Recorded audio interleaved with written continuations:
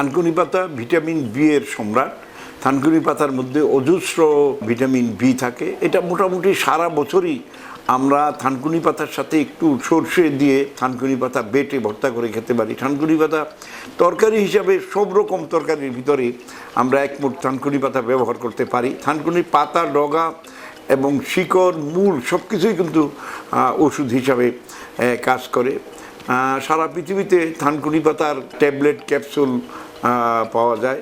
থানকুনি পাতা আমাদের শরীরের যে কোনো ধরনের জ্বালা পোড়ার জন্য কাজ করে।